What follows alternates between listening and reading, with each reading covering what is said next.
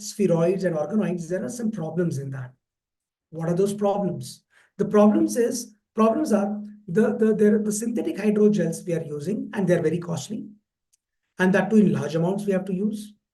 Then there is a lower throughput. There is like very small amount of cells will be tissues will be grown, not a bigger tissues. Then thick 3D cultures can be difficult. Now, if this is a three-dimensional structure, it can be difficult to be observed in using microscopy. In microscopy, you can see things in a very, very uniform manner, in a monocappa. But then for collecting cells or secreted factors is also more challenging in certain this ECM gels such as collagen. Yeah, that's the idea. So here what happens is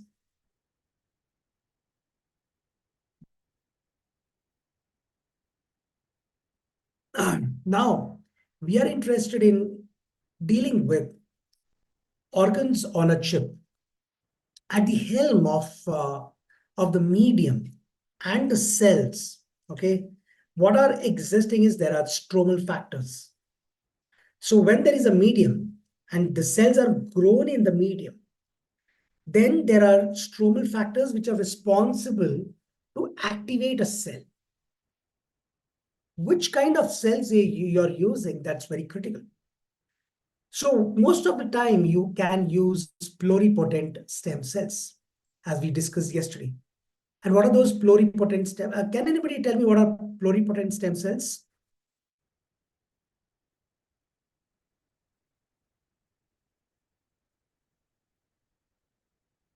Hello, can anybody tell me what are pluripotent stem cells?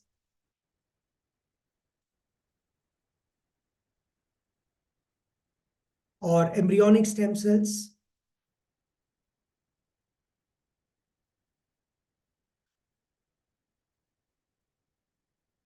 Anybody?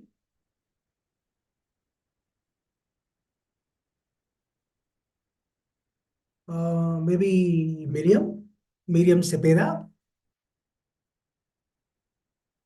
Yes. What do you mean by stem cells? Or a pluripotent stem cells? Yeah, just like if you have any idea about it.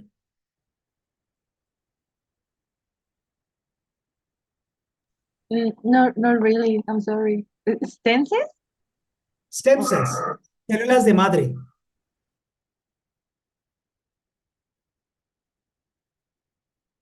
Células de madre.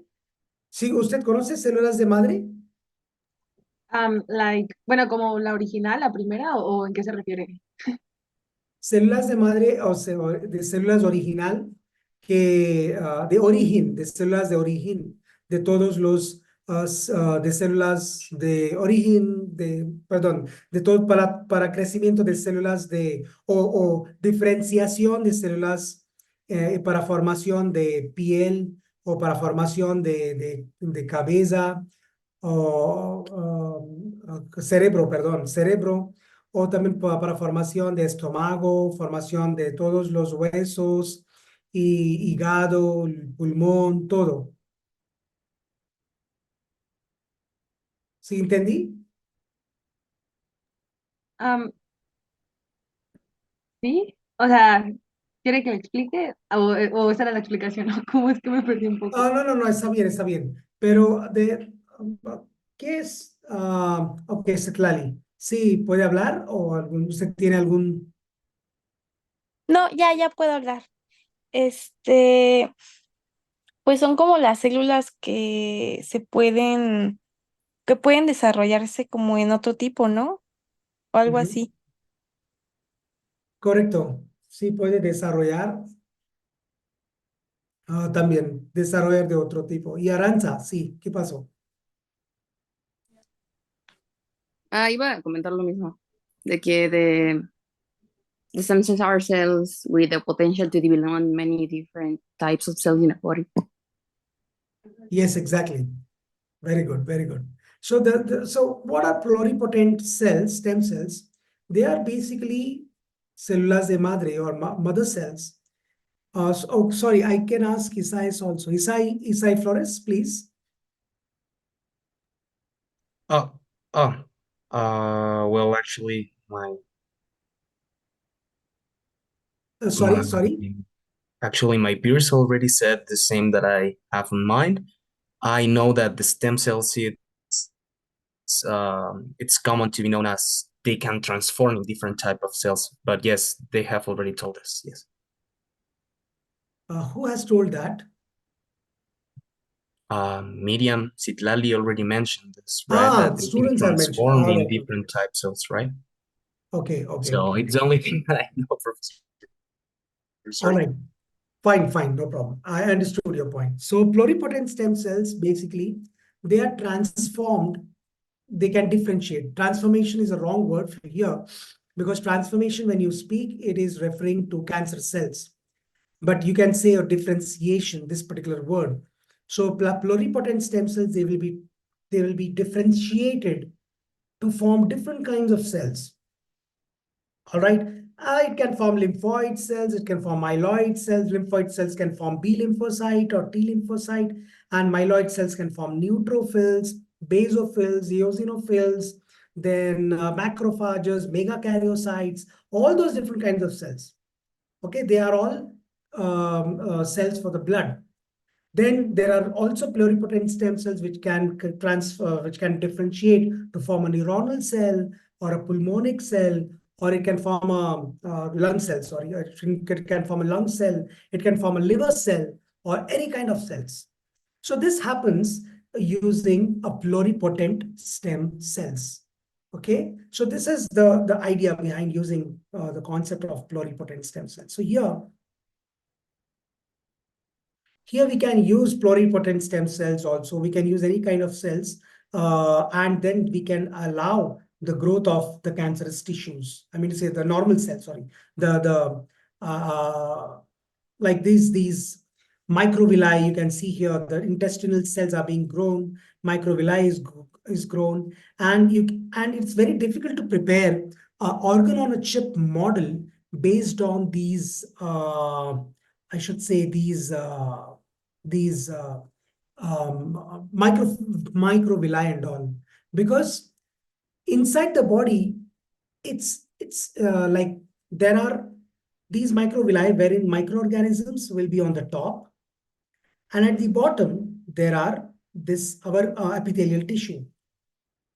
So if there are microorganisms, these microorganisms can enter inside this particular region, and they can kill the cells. But in this particular region, there are intestinal macrophages. As soon as the microorganism tries to enter, the intestinal macrophages will kill them and they will devastate them. Complete destruction of my bacterial cell will happen if they try to enter inside the zone. This is very critical.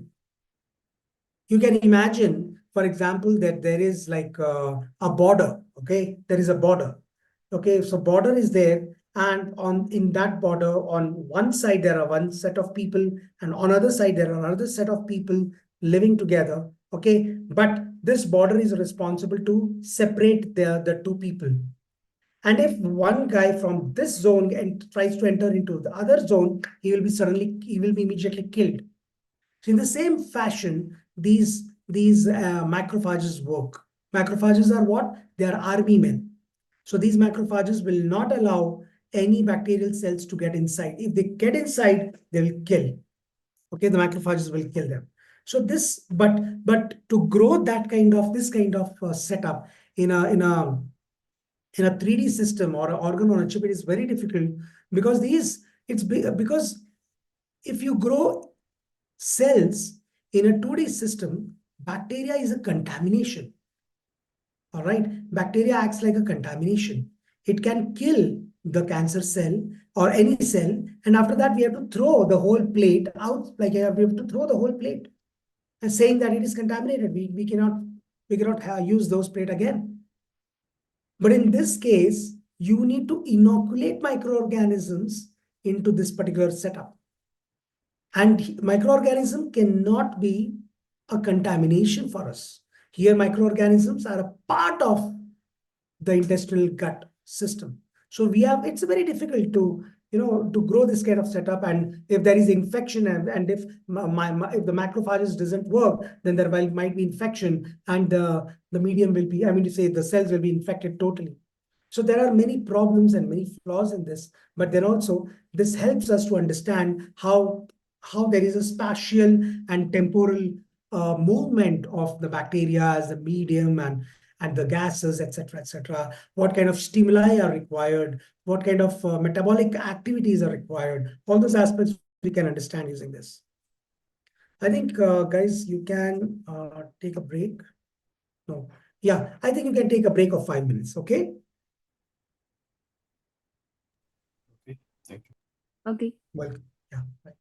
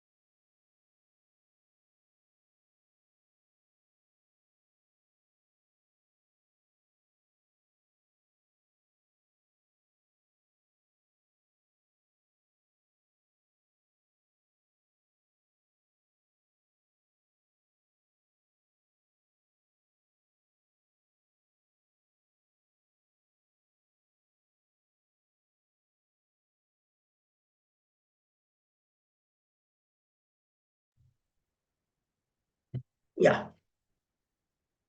So here we will again, I'm sharing with you guys. Hello, everybody.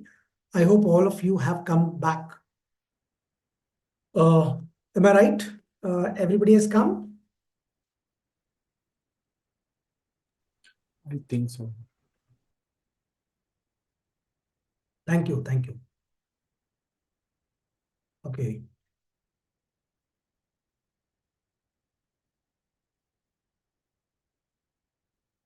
So you can imagine here that how the microfluidic cell culture is very useful because you have a separation of two different environment, microenvironment. One is in the lumen and the other is the interstitial.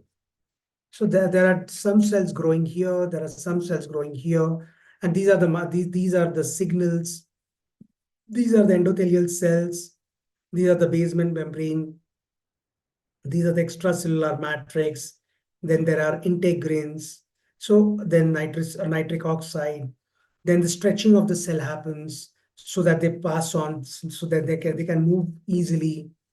So all these are the cell microenvironment, and this needs to be mimicked inside the 3D microfluidic system. Then apart from that, the 3D microfluidic system, we also need to mimic a lab on a chip. So that means we need to integrate organ on a chip and lab on a chip together. So what is the role of lab on a chip in integrated with organ on a chip? What is the idea behind it? The idea is that we would like to grow. I mean to say we would like to grow the cells, and at the bottom we need to integrate it with microfluidic chips for detection of glucose, for detection of lactate, for detection of pH, oxygen, all different kinds of cytokines.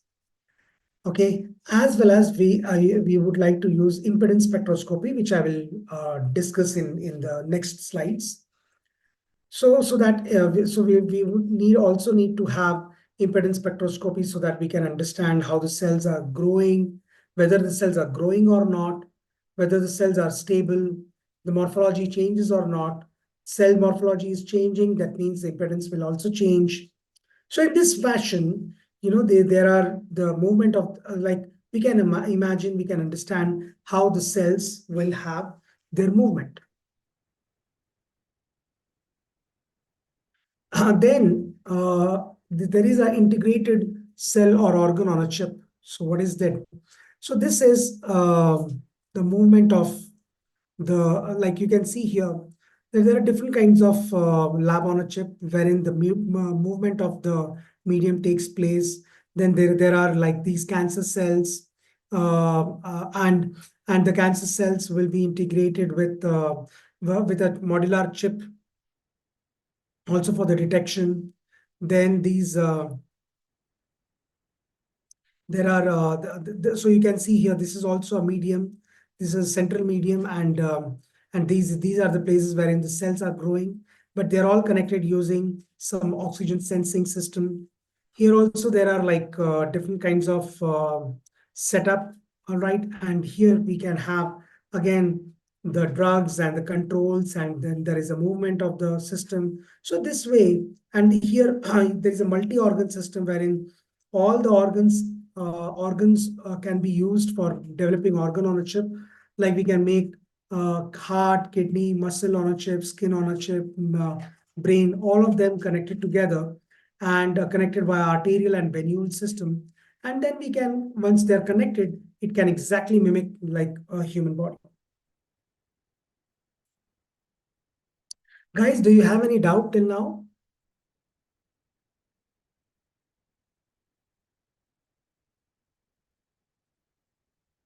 Anybody who is having any doubt?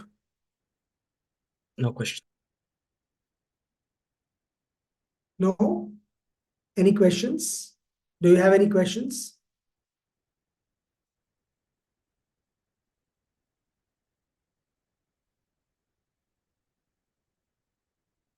Anybody, any question? Do you have?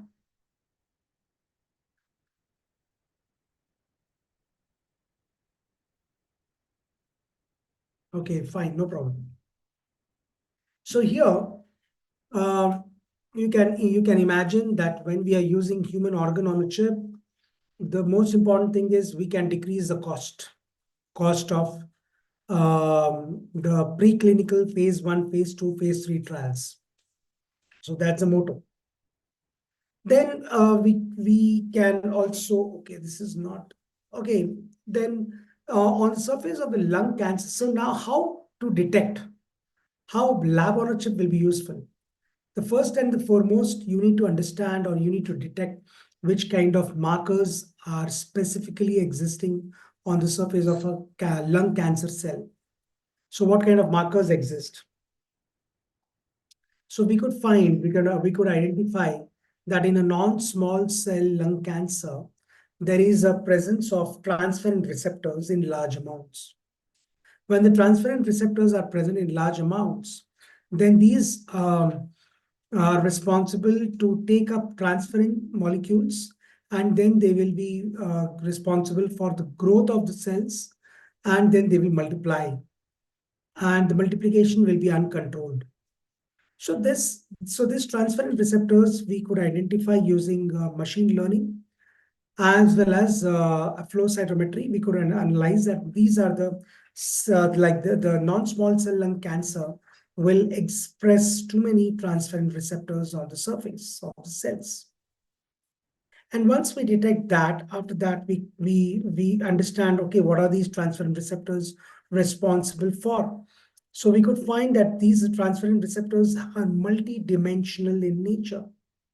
They can activate metabolism of RNA, translational initiation, complex formation, immune system, cell cycle, clathrin-mediated endocytosis, vesicle-mediated transportation, membrane trafficking, clathrin-derived vesicle budding. All the you can imagine that transferrin receptors are one molecule doing multiple jobs, and the cell survival happens because of these transferrin receptors. So you can see, you can think here that how these receptors are motivating the whole cell, biological cell, to be actively growing, and then after that they can motivate the cells to move out from benign tumor to form a metastatic tumor. So these are some of the reasons why transferrin receptors are being found. So then we had performed some analysis of flow cytometry, and we could find that in non-small cell lung cancer and small cell lung cancer, these transferrin receptors are present abundantly. And one of the examples here is H69. H69 is a small cell lung cancer wherein there is good amount of transferrin receptors existing. I'm sorry. So there is like this MRC5. This MRC5 is a normal cell line, and H69 is a cancerous cell line. You can see here the number of molecules present, number of transferrin receptors present are nil. Here there is like a huge number of cells. So this is the reason. So here also we could identify using this macrophages. Using these cells, these are small cell lung cancer, and you can see on the top of the cell there are like highly fluorescent ones. All of them are signals which say that there is too many expressions of transferrin receptors on the surface. So this is another experiment which we have performed. Then we also wanted to understand what are the different kinds of markers, biomarkers present on the surface of the cells. And once the biomarkers exist on the surface of the cell, like what are the markers like CD44, then SDPEF, then TNM4, LRFN2. So these are the genes, these are the proteins which are responsible, that are expressed on the surface of the cell as well as on the surface of the organelles, as well as these proteins are also present inside the organelles also. So what we could identify that there is a triple negative breast cancer which is overexpressing this CD44 a large amounts. And once the CD44 is being overexpressed in triple negative breast cancer, then after that the cells will be like they will die. Okay, they also lead to many activations, and finally the cell death happens. So we could find out that there are 38 genes analyzed in general in all the different kinds of breast cancers. We could find that there are 38 genes which are very specific towards breast cancers. And then in this MDA, it's a triple negative breast cancer. We could identify using flow cytometry that whether the CD44 receptors are overexpressed or not. And we confirmed, yes, CD44 is overexpressed in this. And after that, we also try to understand using this 2D. This is a two-dimensional transfer assay, wherein we can have two different kinds of cell lines. At the bottom, we have one cell line that is a cancer cell line, maybe. And on the top, we can have a macrophage, and this is the microporous membrane.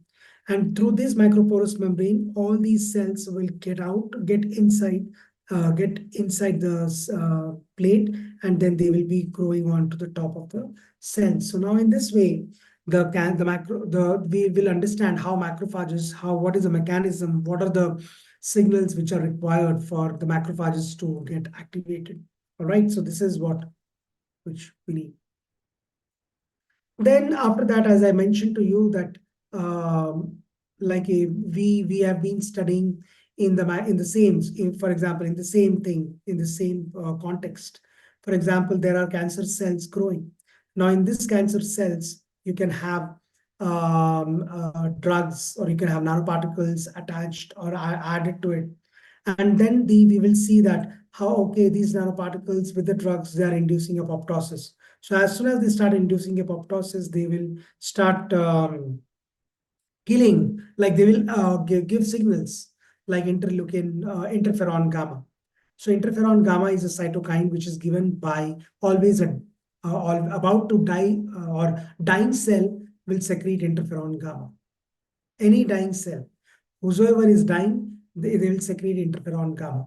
For what purpose? So that they will give signals to the cells, to the immune cells, that hey, there is a danger in this region, and you have to come and protect other cells. I'm dying, there is no problem, but others must not die.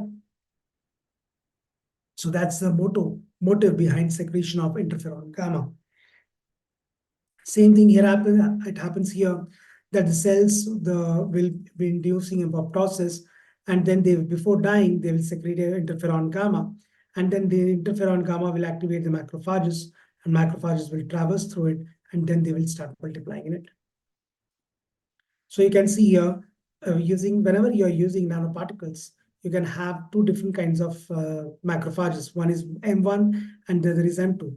So when M1 macrophages are being activated, that means you are successful in adding a nanoparticle, which are very useful for activation of M1 associated genes. Okay, that is the idea. Here you can see in the year 2010, people started working rigorously on cancer on a chip models. So in 2012, there was like cancer cell intravasation chip. Then 2013, there is cancer cell extravasation chip. Then breast cancer metastasis, orthotopic primary breast cancer chip, and dormant lung cancer chip. So all these things were grown effectively. Guys, do you have any doubt, any question? Otherwise, I have some doubts for you guys. Will that be okay? I can ask you some questions.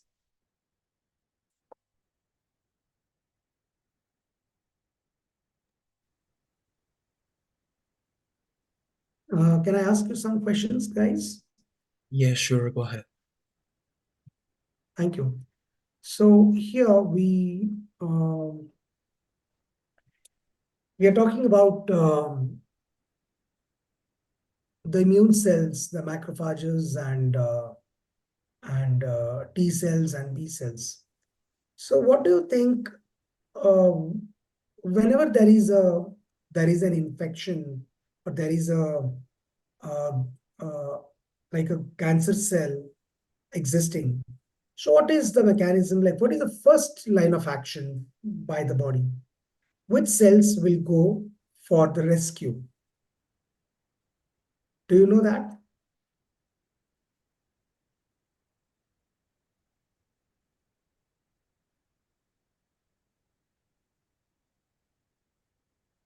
Guys?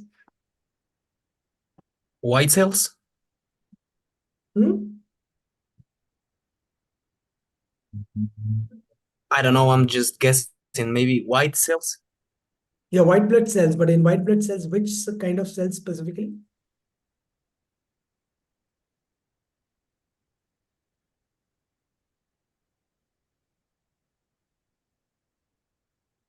Hmm. No. Jose Raimundo, actually T cells, they cannot, they will not be able to score immediate for the, they are not the first line of action. Okay, try to understand. I'll explain you. Whenever there is a protest or there is some activity, there is some shooting in a particular region, there is a shooting, right? Who will go first? Like army, police, security, who will go first?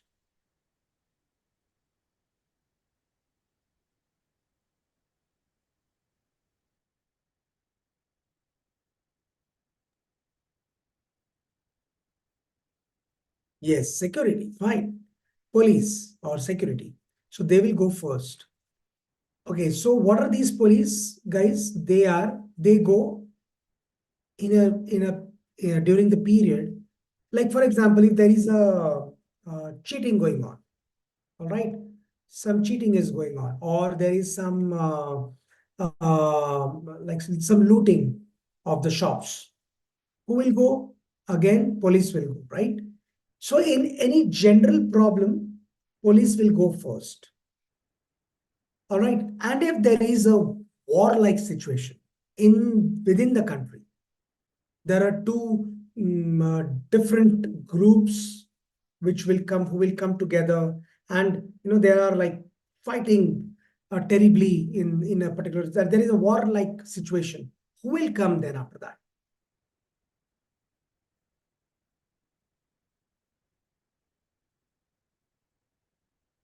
Guys, can you answer me directly? Please, if you can. I could not understand well, but please, if you can answer me, if we can have one-on-one discussion, it will be better. Because what is happening is I cannot understand that, whether you're really understanding it or not. That's my idea. I'm worried about that now. This kind of, uh, like I speak and you keep quiet totally, it's like I'm feeling little, like I'm worried about this, that I cannot, you're really understanding or not. I have done just a little bit of research and it says neutrophils. Yes, exactly. Could So you the please first give cell, us more information about these ones? yes, perfectly. That's the reason I was asking you that only. Thank you. Because I think you gave an answer of macrophages. So that's the reason I didn't tell that they are the first cells to go there. The first cell which will go to any zone which is having a problem, it will be always neutrophils. They will always go and check whether what's going on. And moreover, if they can kill themselves, like a police can go and check what's going on. And if they themselves can kill, or they themselves can control the situation, then they will try to do that. They have the right to kill also. They have the right to capture them. They have the right to do many things. So the neutrophils or policemen, they will go in a region and then they will capture people. They will engulf foreign proteins like that. But then if they find that no, this situation cannot be controlled, it's not in my hands, then these neutrophils will give information to higher authorities. Now here higher authorities means they will give information to macrophages. Macrophages will come and then they will try to gather all the information. They will take pictures, they will take photographs, and they will take a complete idea about the situation. And then what they will do is what is their job? Their job is to report to T cells and B cells, to the army men, directly to the army men. So macrophages will be showing the army men, guys, this is the photograph of the person who is creating problems. And this guy has killed so many people. And this guy is a very dangerous person. If he is surviving, then we all will die. It's always better that you take an action against him and also his own group.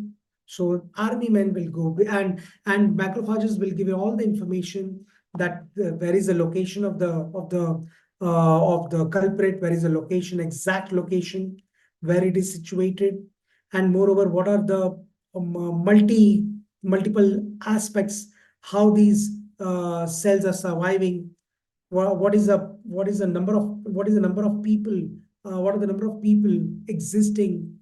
It's not just one. There are like they will tell, macrophages will tell, hey, there are like approximately thousand cells existing in that region, and they can create havoc for you guys, and they can kill you. So then the T cells and B cells, then what they do is, then there is a secret mission. So now the T cells will come, all right, based on the information given by macrophages. T cells will come and then they will understand the situation. They will not kill, they will just understand the situation. They will also take photographs. Okay, so this particular person is an intelligence person. He's coming from he's a T cell as well as an intelligence guy. Okay, a raw agent kind of. Okay, or a CIA agent kind of. And these guys, they have the right to kill, they have the right to do everything, they have the everything is possible. But these guys, what they will do, they will understand what is how these people look like, what are their functionaries, how many cells are there, how many cells we have to kill. All that information this T cell will gather, and T cell will give information to B cells also. So T cells, there are two kinds of T cells, basically three, but I will just discuss about two cells. There are two kinds of T cells. One is T helper cell, and the other is cytotoxic T lymphocytes. T lymphocytes will give information to, again, to B cells. And B cells will then synthesize antibodies. And there is another cytotoxic T lymphocytes. These cytotoxic T lymphocytes will be getting into the directly into the region, and they will start killing. They will have a machine gun and then they will start killing the cells. And that's the idea. That's the motto, how they do the killing. And then there will be these B cells. They will synthesize antibodies against that specific cells or antigen or pathogen. And they will also, like, they'll again have a machine gun and they will kill all of them as much as they can. Okay, or inactivate them. That's the idea. They will inactivate them. And once they're inactivated, then after that, the job is done. This is happening inside the body. Same thing I want to mimic outside the body. That means I want to show all these things, organ on a chip models in a 3D microfluidic system, wherein I can have a cancer cell, and then I can have endothelial system, and then I can have macrophages, then I can have another channel of T cells, and then I can have another channel of B cells. So in this way, we can understand how T cells and B cells and macrophages, they work together. That's the idea. Anybody, any doubt, guys?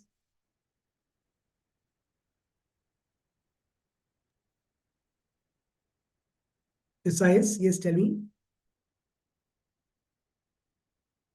Yes, no questions, Prof. Thank you. No questions. Fine. I'll just get into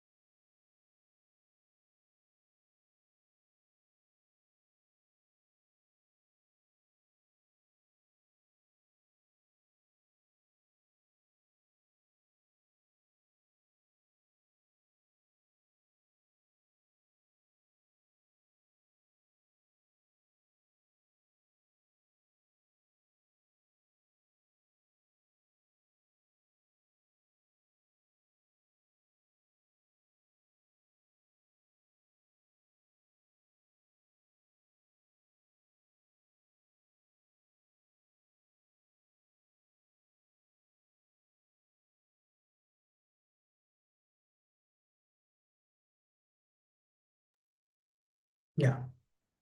Now here we have okay.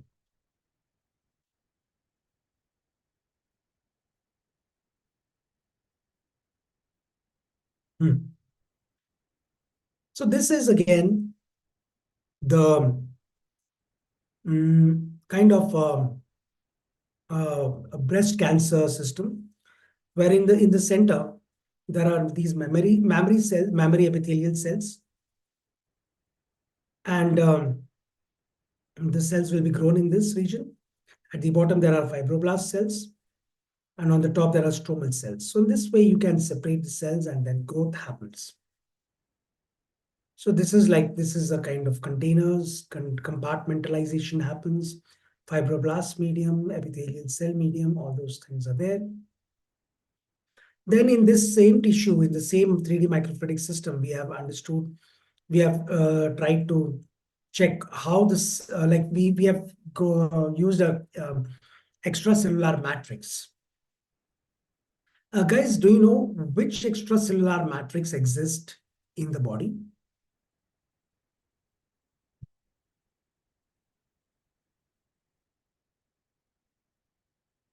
Which extracellular matrix exists inside the body? Proteoglycans. These are the examples.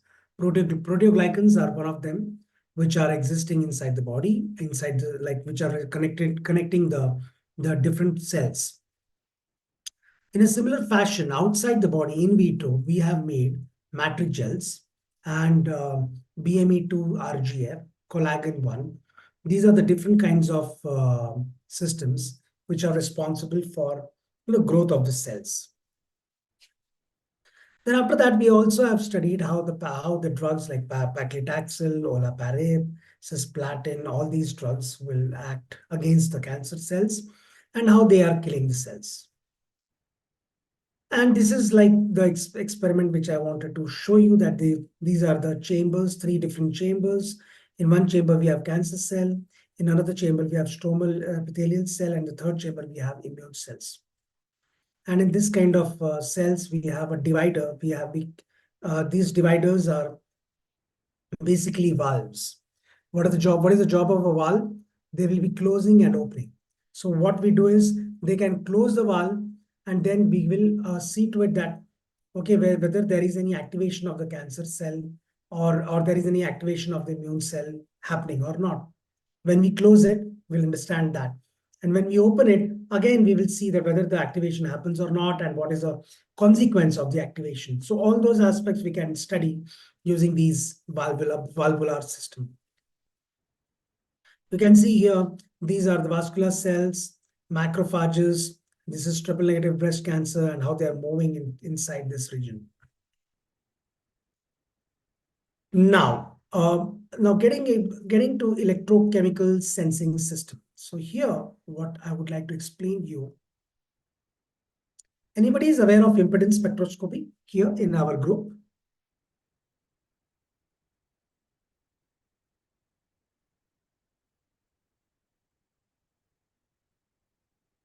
Anybody is aware of impedance spectroscopy?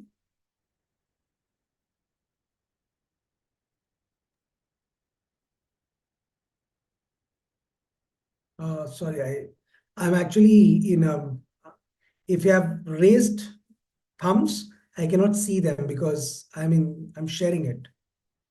So anybody who knows little bit about impedance spectroscopy, or you don't know anything about it? Hello, Isaias, yes, tell me.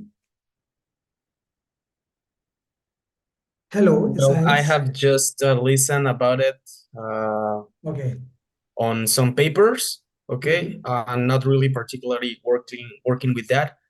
I only know that, for example, impedance, it's the opposite of resistance, right? Opposite of Impedance. resistance. Yeah.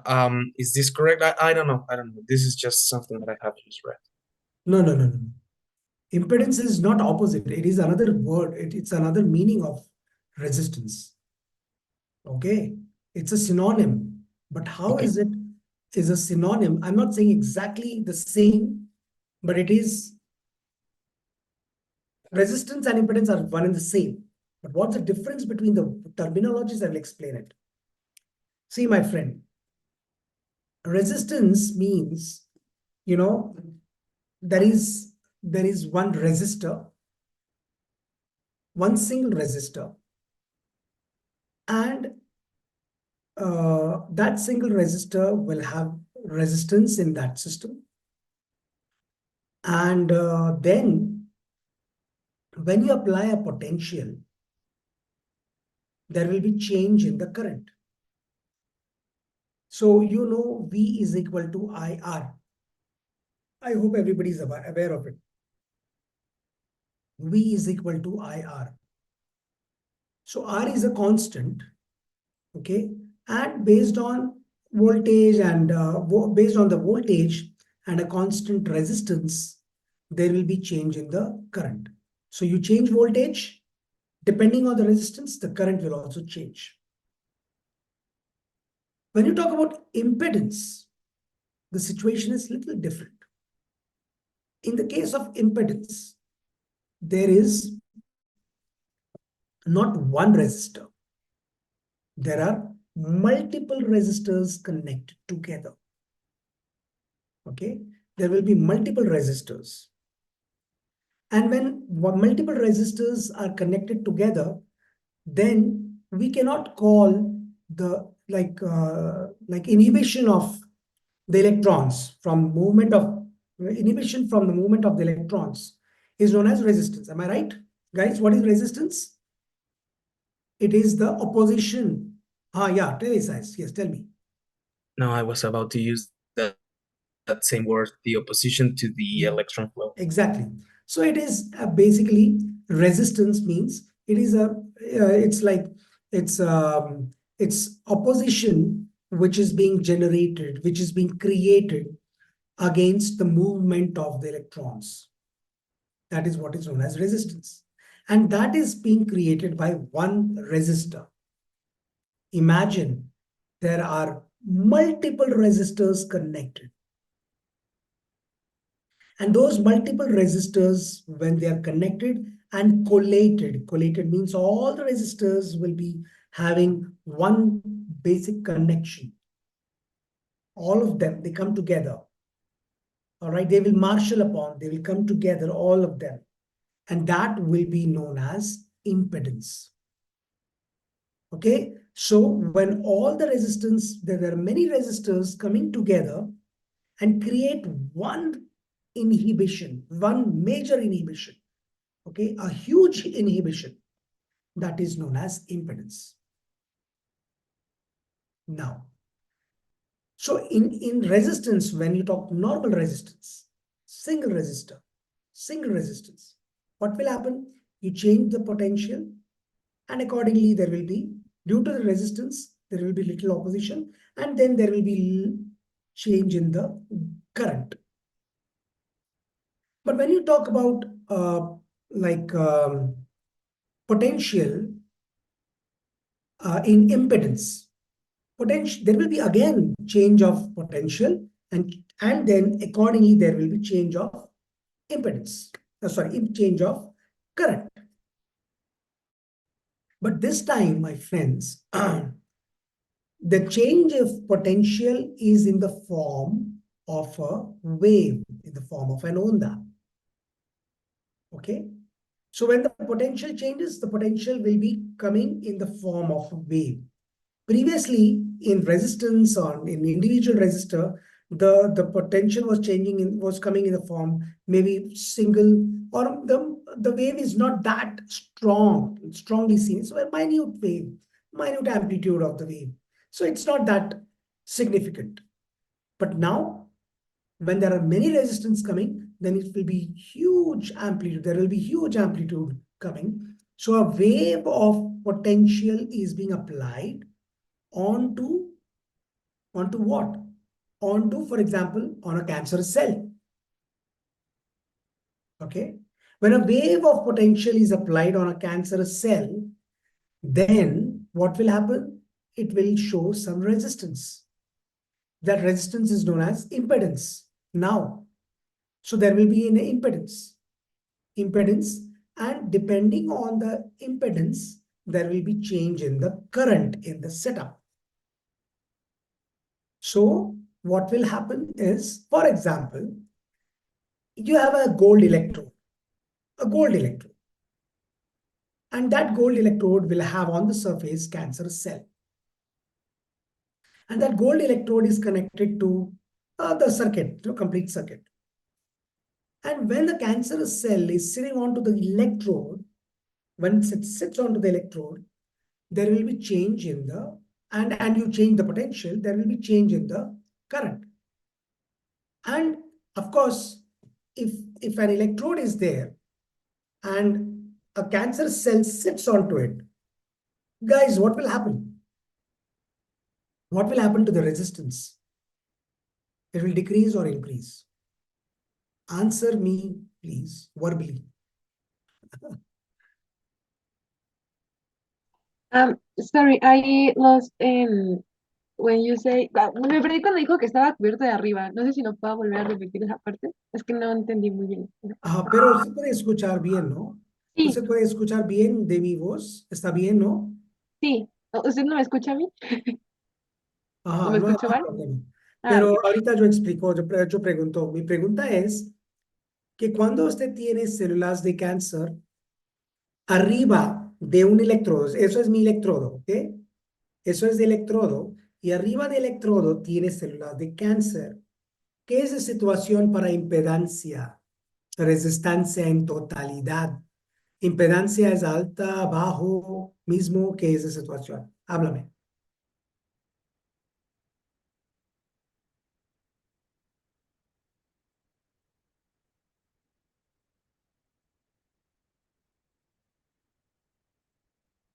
Tell me.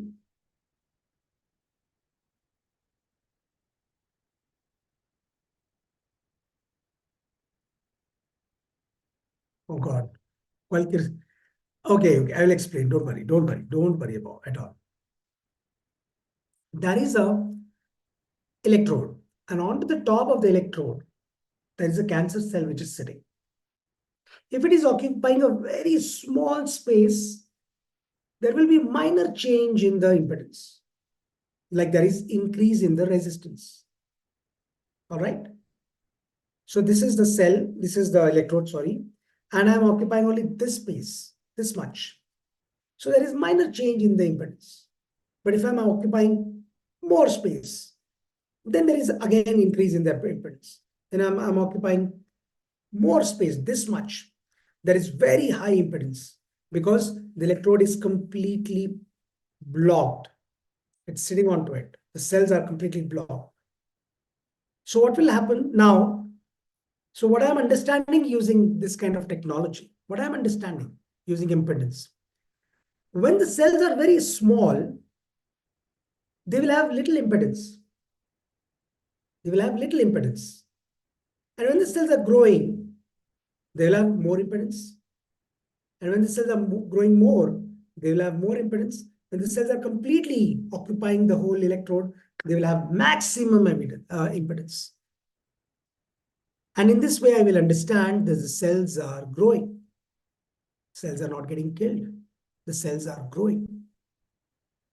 Imagine reverse. Completely occupied.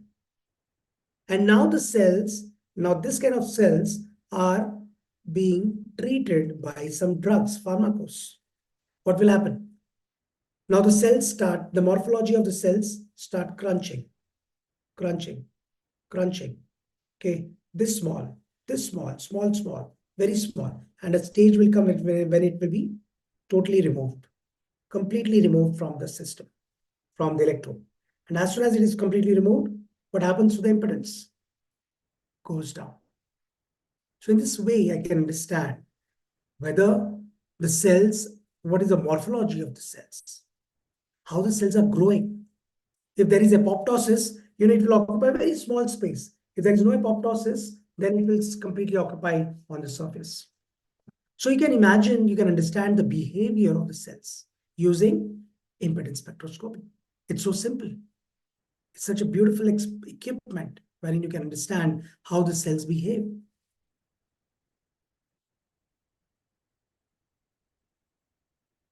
Profe, perdón, pero ¿no tiene como un ejemplo, como un artículo o un video que lo muestre un poquito mejor?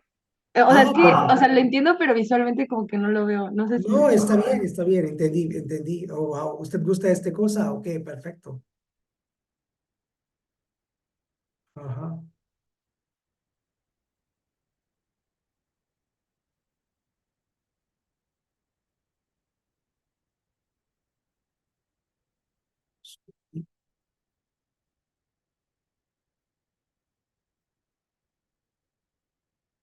Cells.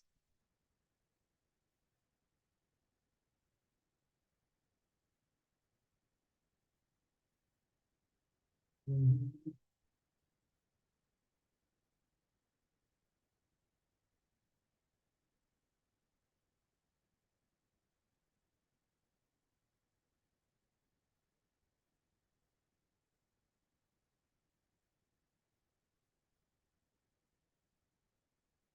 Here we have,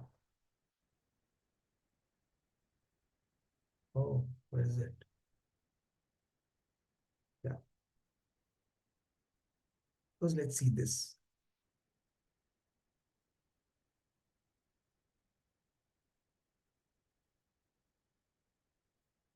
Early diagnosis of disease can be challenging for clinicians, as some visual indicators can be misleading or not apparent. Using electrical impedance spectroscopy, it is possible to detect cell changes in real time, even when they cannot be detected optically. Electrical impedance is a measure of the resistance to the flow of an alternating current. EIS is a method of assessing biological tissue by applying alternating electrical currents at different frequencies. EIS technology. Now, here, I would like to explain you here further. You can see here that these are forms of, it's like a wave, all right? So the change in, so there is an alternating current, or you can say the change in the voltage will lead to a change in the current, and imagine how the current behaves or how the voltage behaves. It will be moving in a form of a wave. And what is the frequency of that wave? That is very critical. So you can see here, guys. This is one frequency. This is another frequency of the wave. This is another frequency of the wave. This is another one, and this is another one. So they have made very intelligently this particular video, wherein they have different frequencies. Generally, whenever you're working with a cell, you generally need 5 hertz to 500 kilohertz. That much frequencies you can work with. And why you want to work with a different frequency? Why? Because I want to understand that at what particular frequency the cancer cell will stay, all right, or change the morpho, or how this, like at what particular frequency I can understand that how the cells are behaving. Okay, what is the mechanism of what is the change in the, how is the change in the morphology of the cell? All those aspects we will understand using this EIS technology. Is a measure of the resistance to the flow of an alternating current. EIS is a method of assessing biological tissue by applying alternating electrical currents at different frequencies. EIS technology is being used within the cervical cancer diagnostic pathway with Z-scan, where there are significant changes in the cells and structure of the target tissue. The device is able to differentiate between healthy tissue and abnormal or precancerous or cancerous lesions, even though these changes take place below the surface and may not be apparent by visual inspection by a clinician. When placed on the target tissue, the device passes an electrical current at varying frequencies through the cell layers. In normal stratified squamous tissue, the tissue layers are clearly defined with consistent cellular arrangements and cell size, and the extracellular spacing is small due to the compact arrangements of the cells. In these tissues, the measured impedance at lower frequencies is high because of the compact, highly organized structure. In precancerous or cancerous tissue, the defined structure begins to change. Furthermore, the nuclear to cytoplasmic ratio and the extracellular spacing both increase, while the usual layered structure of epithelial tissue breaks down.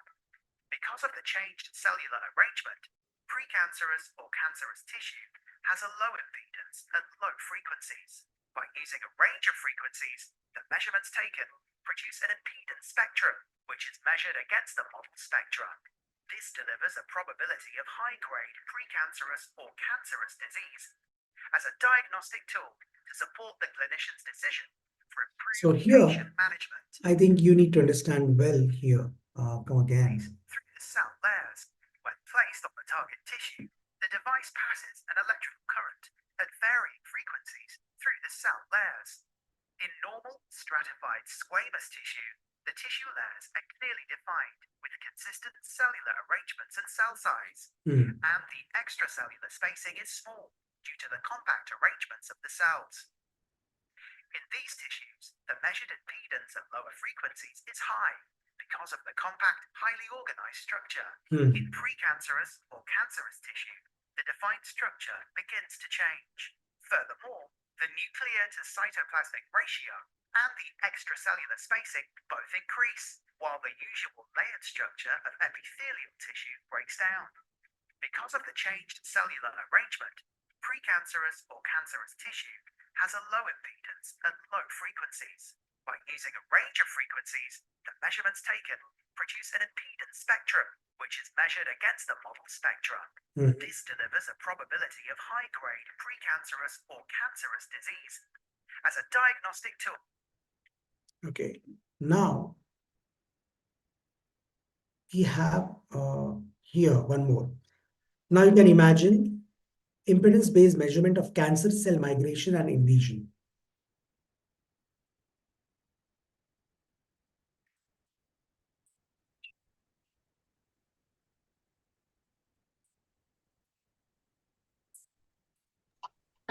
Sorry, teacher, but no se escucha. ¿No escucha? No. Ok, pero no es importante. Un segundito.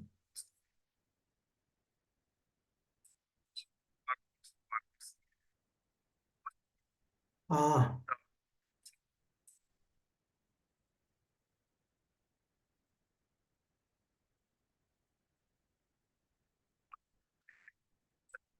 I'll just show you. Wait a minute.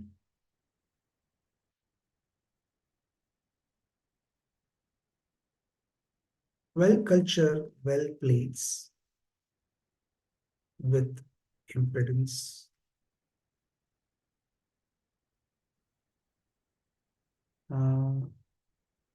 Where are that? Impedance spectroscopy. There are some plates which are available already with these chips. Oh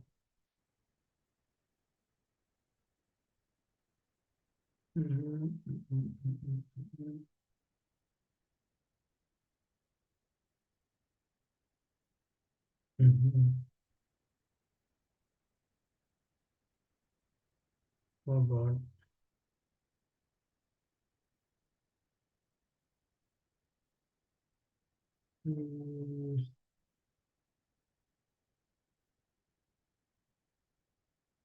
Plates, well, culture well plates.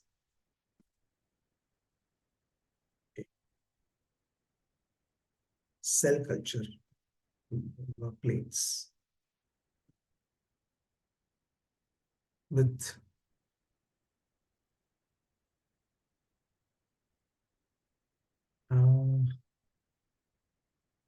I wanted to show you the plate which is having this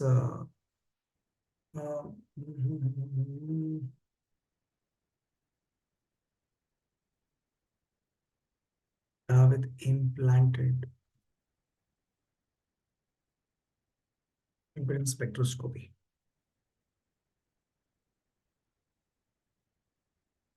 Mm, I think this one. Yes.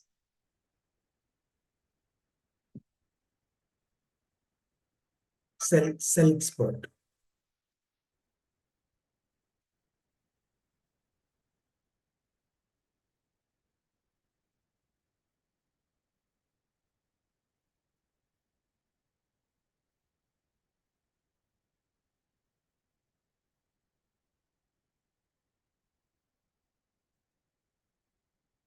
Hmm. Hmm. Hmm. Hmm.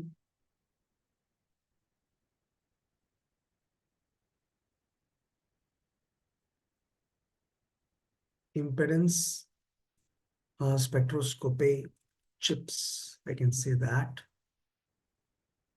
Uh, I cannot find those plates. Anyways, cell culture plates with interdigitated chips for impedance spectroscopy.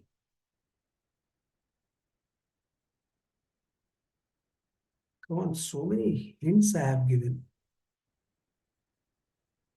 Even now they don't want to understand. Cell culture plates. Okay, I'll just remove this.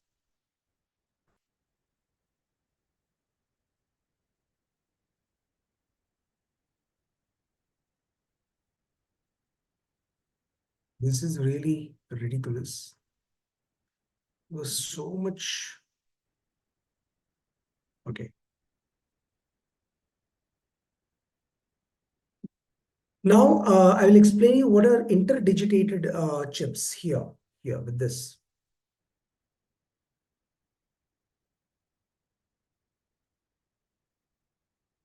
Yo diga que conocía la EV1 y la trabajo, pero la EV2 solamente confía la E2 por inversión y ya. Okay.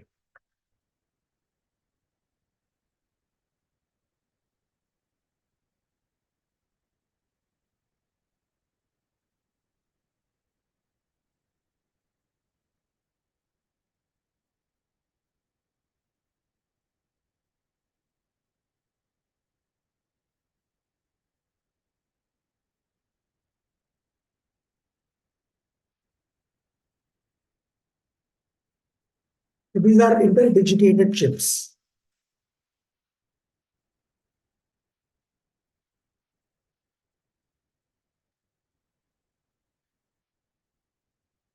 So what happens is on these chips, we are basically at the bottom of the organ on a chip plate, we will be having these chips implanted onto it. And these chips will be implanted onto the glass, and on that will be growing the cells with the medium. And the cells will be placed onto the top of these medium, on the top of these, what do you call this, has to be the interdigitated chips. And after that, the cells will start growing. Now, one last thing I want to show you, impedance spectroscopy. Experiment with cancer cells.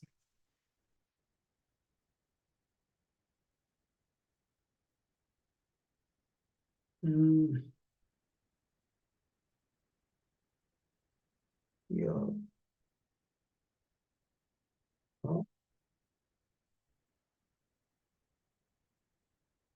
Graphs.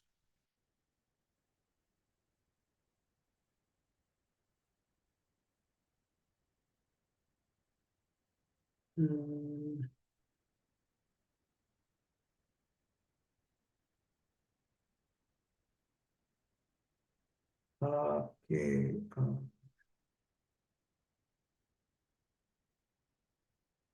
Okay, anyways. Here we will show you that Nyquist plot.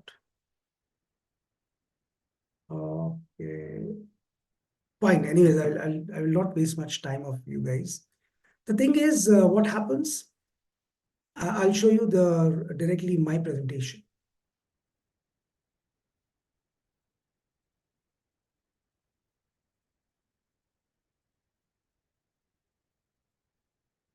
Impedance spectroscopy. All right.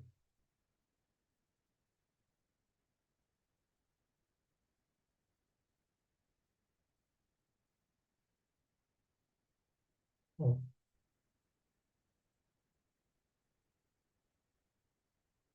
Here. Impedance. So here we have the complete cell culturing, wherein we have this, you can see here that as the cells are free, there is nothing here. It is the impedance levels are low. When cell attachment adhesion happens, then it starts increasing. Further adhesion and growth happens. So this is the gold. This is gold, and this is another gold chip. And in between there is a space. And then adhesion or growth. So there is again further growth and adhesion. So they will grow further. And then there is what do you call? For example, if you want to add some medium, something onto it, then suddenly some ligands, then they will again further increase the impedance. And once that is leading to the stimulation. But if there is like the cells are constant now, they are not, there is no stimulation, there is no growth, then they will become constant. And then you can see here, the cells are connected with each other. And you can see here, the impedance has also increased. Now it has become constant. So this is what is happening here. So now how to prepare this kind of chip? How to prepare this interdigitated chip? So we have the glass. On the top of the glass, we should have a chromium coating, which is of 30 nanometer. On the top of chromium, we can have gold coating, which is 300 nanometer. And then after that, we have, after this, once the gold coating is done, then we have to do UV patterning. In this UV patterning, there will be some holes which will be created on the top, so that this UV pattern photoresistance will be removing most of it. So then after that, you can see here there is electrode and there are trace. So you can have now glass and some places, and then chromium some places, and there is no chromium. With chromium, like this happens here. You can see here. These are interdigitated chips. So in this, you have the gold plating. So nickel is there, on the top there is gold. So this way your gold coating happens. Schematics of the different parts of 3D electric cell matricial substrate impedance sensing, 3D matrices. So what happens here is, you can imagine that this is a 3D matrice wherein tissues can be grown. So these are the like electrodes. Okay, they are placed at the bottom. All right, and inside this there are cells growing, and as the cells are growing, these I mean to say the electrodes will not be like, they will be like, there won't be much signal. If the cells are growing inside this channel, in this particular channel, then as the cells are growing, there will be change in the impedance. And if the cells become constant, there will be also becoming constant. And if the cells they are lost, then all these complexes, I mean to say all these wells will lose their impedance. That's the idea. Further, anybody knows what is flow cytometry? Flow cytometry.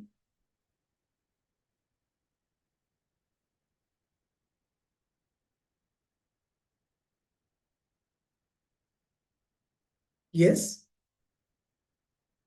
Anybody who knows what is flow cytometry?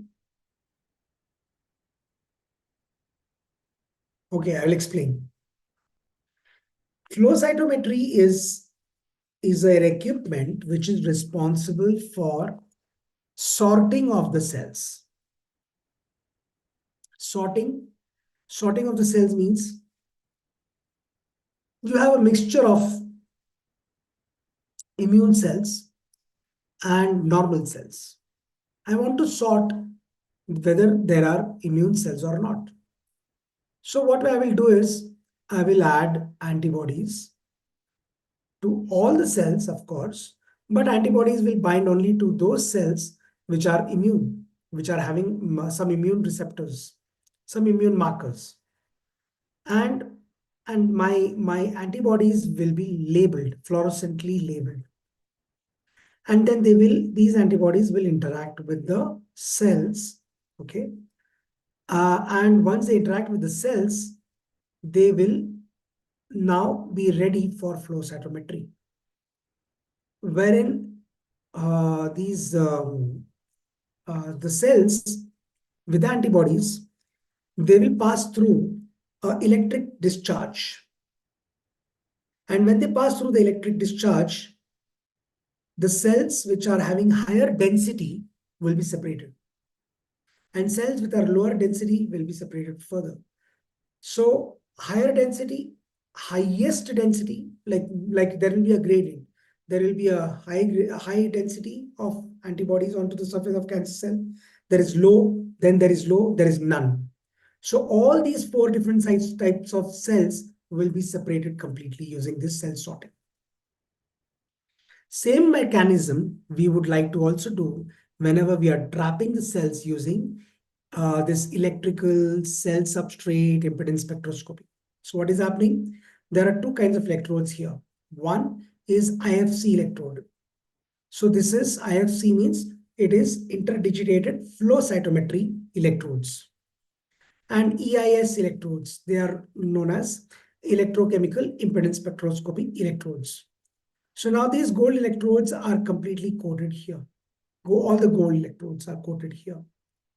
And they are this particular, now the cells will move into this region and then it will pass through an IFC electrode and then they will sort, the EIS electrode will sort the cells here. And once the electrodes are being sorted, all the electrodes have been sorted using this EIS tray. Then after that, these cells will move in a direction which is required and then it will be separated from the dead cells. So we can trap the cells which are useful here. Then there is a microfluidic chip developed with integrated electrical cell impedance sensing for monitoring single cancer cells migration in 3D matrices. So you can see here there is a Pyrex wafer. On the top of it, there is a SU8. All right. And then there is this large drop curvature. This is a large drop curvature, and this should be the small drop curvature. And now this large drop curvature will allow the medium to pass through it. And then once the medium is passing through it, then I mean to say these PDMS is useful for complete coating of the substrate. And only the cells will move, medium will move, gases will move. Now, apart from that, nothing will move here in this situation. This is a kind of microfluidic setup which we have developed here in Cirtec, having this this model, this kind of model, wherein there is interdigitated electrodes everywhere, and these interdigitated electrodes will be responsible for the detection of cancer cell behavior, morphology of the cell.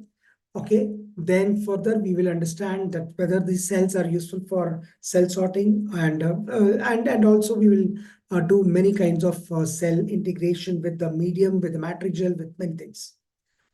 With this, I think I have completed the sessions. The first session, all right, the first session is complete. Do you have any questions, my friends?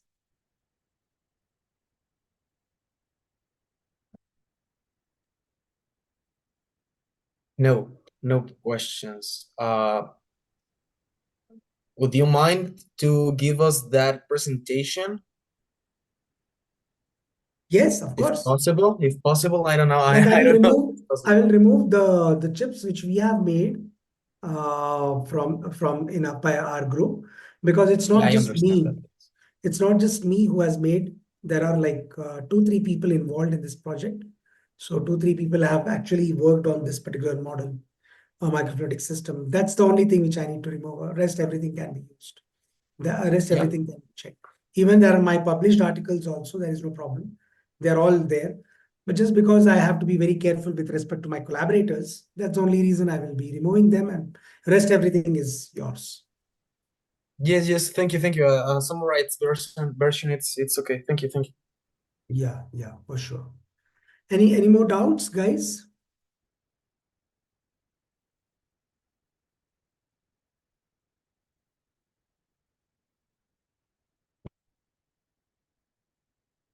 Do you have any doubt? All right. So the thing is, my question for you guys are you interested, will you be interested in future to work on organ on a chip?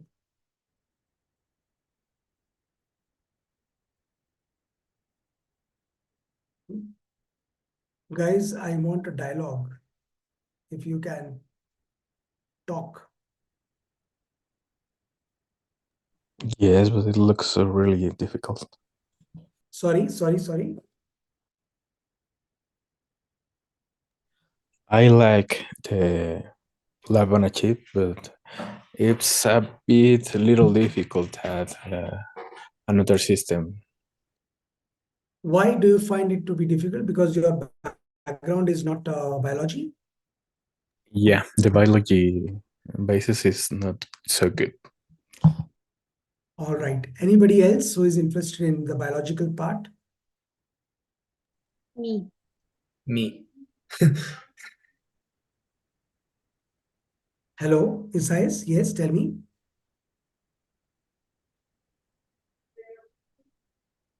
Hello, Isaias. Like, Sorry. yeah. Yes, same. It's not a common topic nowadays, but yeah, we will try to know more about it. But for sure, this is really important.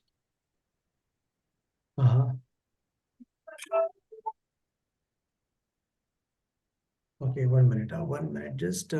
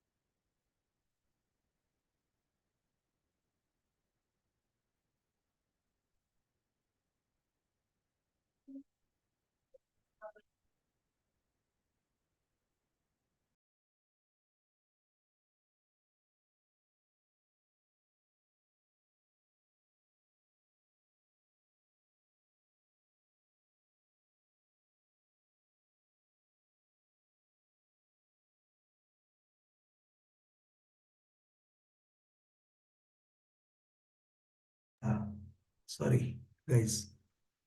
Yeah.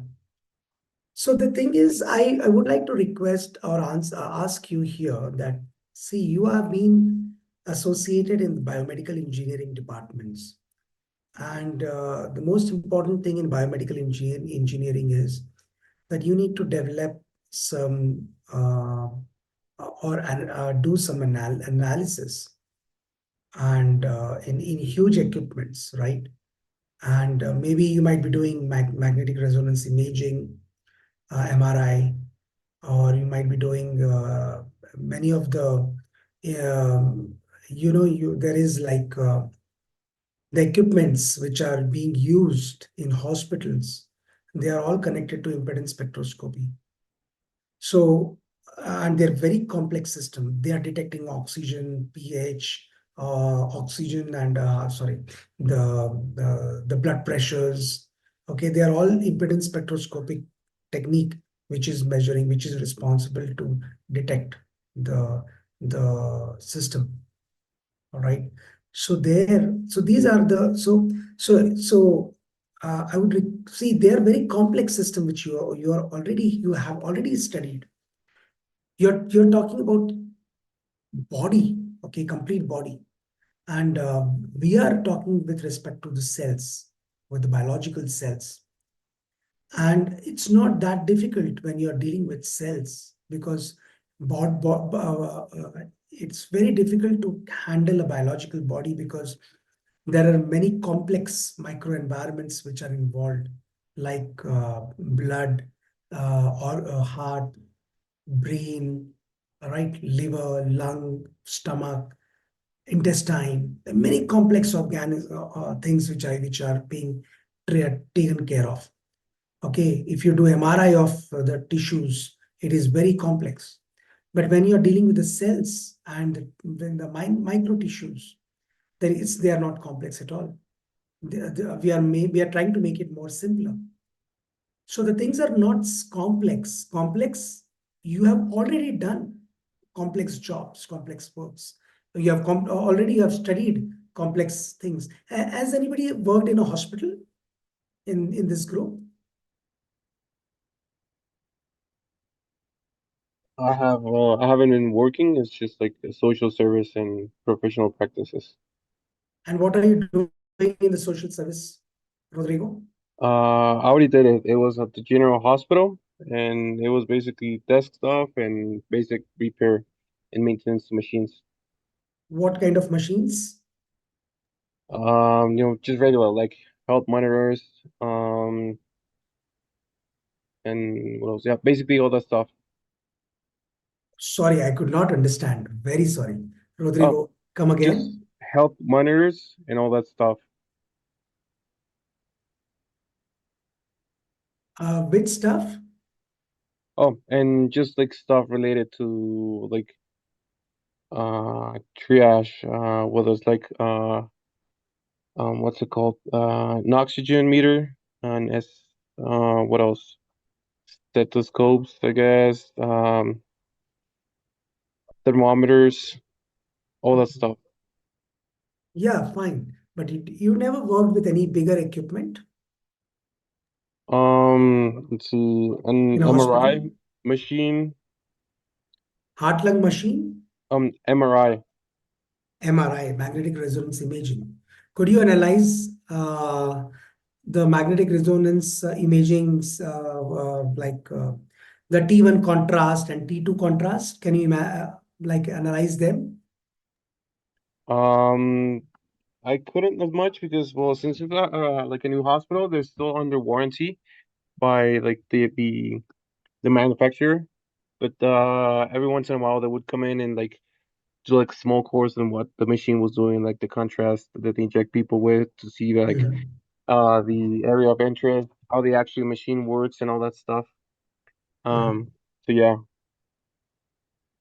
Very good. So you can imagine, Rodrigo, that what kind of equipments you have to work on, and it's not that simple. Okay, so it takes a lot amount of complex FTIR system. Sorry, complex what do you call Fourier transformation, which will happen, and then you can zoom many a times one particular tissue in MRI, like 36 times, 40 times, 50 times. So you can imagine how complex your systems are.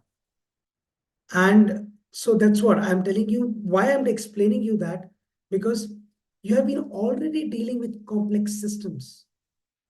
Here we are working with simpler systems. We're not dealing with a complex system at all.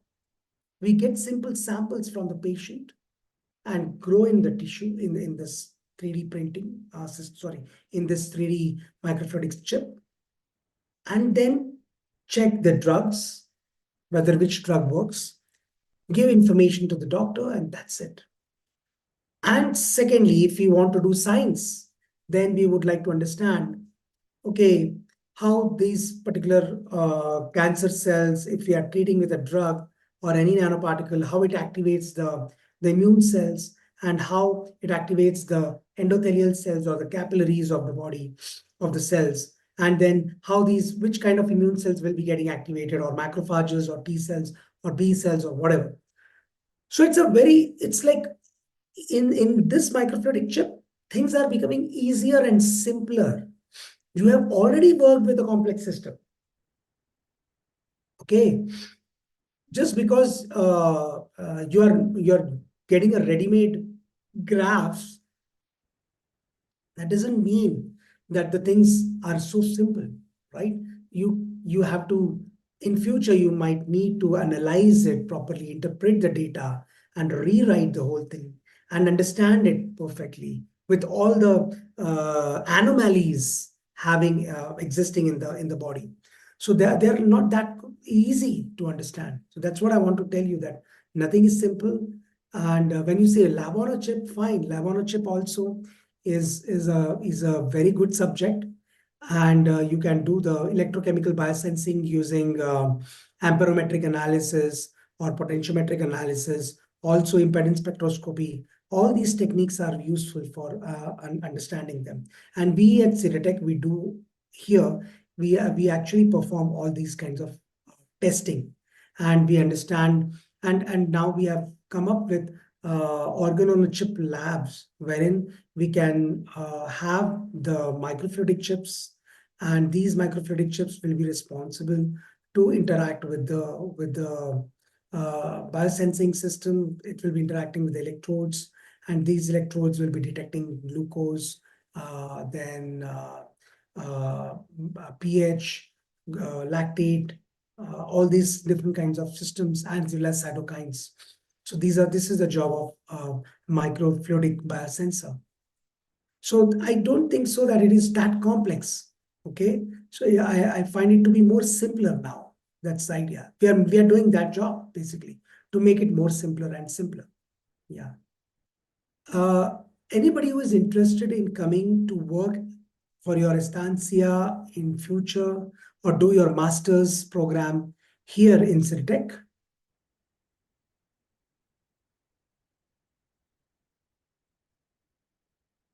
I'm actually hope that I can go and do my practicas in Ciretech. It's one of my options. Okay. But yeah, And in which lab you would prefer to work for your practicas?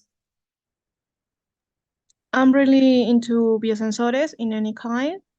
Sorry? I have some. I'm really into biosensores in general. So I'm open to working whatever I can do. All right, very good. So the thing is, Dennis, we are basically working at this stage on breast cancer on a chip, and we will be very soon initiating lung cancer on a chip. And of course, the designs have been made, and lung cancers can be inoculated into it, and the matrigels have been already set in. But we need hands, we need students to work on this kind of setup. We need to have, but this particular field is very, in next 5 years, my friends, Jose, would like to tell you, Isaias, and who are already working in hospital, and even Rodrigo, who are already working in hospitals. I would like to tell you that in future, you might have a lab in the hospital itself, implanted over there, wherein you will find that the lab is for microfluidic chips, and doctors will send the samples of their patients into these departments, and then they will get pathology lab, you can say, and into these departments, and then these guys, then the medical professionalists, they have to check in the 3D microfluidic system and then give the information to the doctors in next 14-15 days, saying that, hey doctor, this is a drug which works for you, this doesn't work, these are the immune cells which are getting activated, these are the nanoparticles which are doing a great job of activating the immune cells. So like that, you will get a complete picture of the setup, and the doctors will prefer in future this kind of simulated study, simulated chips. So instead of using directly human organs, people will always go and prefer towards this immune chips, towards this microfluidic chips. Because one microfluidic chip, for example, if I want to make one person's model, I can have hundreds of chips together, and each chip is costing around 10 pesos, 20 pesos, not more than that. So the cost is so cheap, it's not that costly.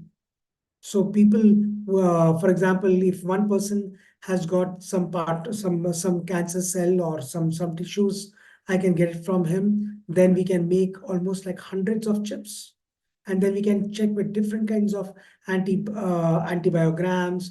We can have different kinds of T cells, B cells, and study with them. So there are many things associated with this aspect, and that's the reason I would like to suggest you. I would like to request you that please do come, do visit, and please try to work on this topic, because this will be the hottest field in the future. It will be really creating an impact in the future.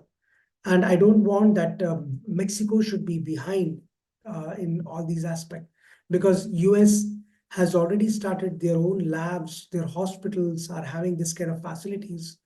Canada is also having, European countries are also working on those lines. But Mexico needs to grow in these areas, and that's the reason I would like to request you guys that if you guys come up, then there are chances that Mexico will also flourish in terms of this kind of setup, because cancer is growing, cancer is terribly growing, and we need hands, we need people. For example, I was like there was a guy who was talking who has got a kidney cancer. He's got kidney cancer, and he was expecting that, hey, is it possible that I can find out which drug works for him? Because the doctors, they gave him some medicines, and he says that the drugs are not working, or the drugs are very dangerous. They are killing him rather than treating him. So he can get these data, this information, and he will be satisfied that, okay, these drugs are working, or these drugs doesn't work. I need to check for other drugs also. And then he will go to the doctor, and then he can tell to the doctor that, please just check these results, and I'm not happy with the treatment.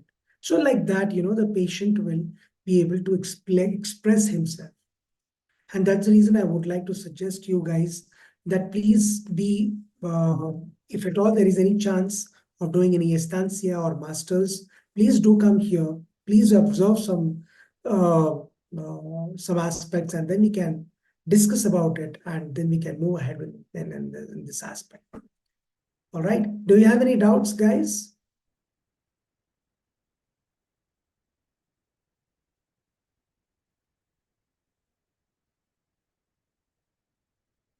All right. So we will meet tomorrow at the same time by 7, and we will discuss. If you have any doubt, you can ask me tomorrow also, and then we can discuss, we can move ahead with gyro sensors and other aspects. Okay. Thank you. Thank you. Take care. Have a nice time. Thank you. See you. Thank you. Good Thank night. Thank you. Super. Thank you. Bye. Bye. Bye. Bye.